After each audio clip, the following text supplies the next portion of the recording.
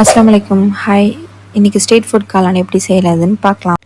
First mushroom, onion, கோஸ், கருவேப்பிலை, கொத்தமல்லி சின்ன சின்னதாக கட் பண்ணி ஒரு பிளேட்டில் வச்சுங்க.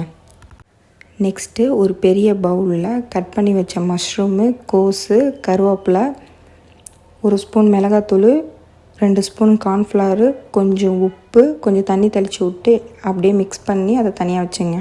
அடுத்து ஒரு பாத்திரத்தை அடுப்பில் வச்சுட்டு தேவையான அளவு எண்ணெய் ஊற்றிட்டு இந்த மிக்ஸ் பண்ணி வச்சோம்ல அதை அப்படியே ரவுண்டாக எடுத்து அதில் போட்டு பொரித்து நல்லா டீப் ஃப்ரை பண்ணி எடுத்து வச்சுங்க.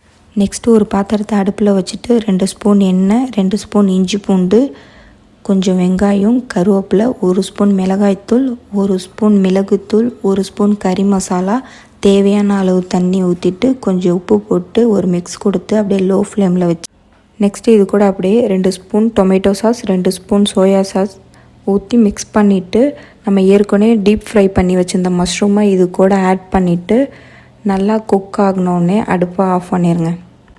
அப்படியே ஒரு வாழை இலையை குட்டியாக கட் பண்ணி ஒரு பிளேட்டில் வச்சு செஞ்சு வச்சுருந்த மஷ்ரூமை இதில் வச்சுட்டு மேலே வெங்காயம் தூவி, கொத்தமல்லி தூவி, பெப்பர் கொஞ்சம் போட்டு அப்படியே சுட சுட சர்வ் பண்ணிங்கன்னா அப்படியே ஸ்ட்ரீட் ஃபுட்டில் சாப்பிட்ட டேஸ்ட்டு வரும்.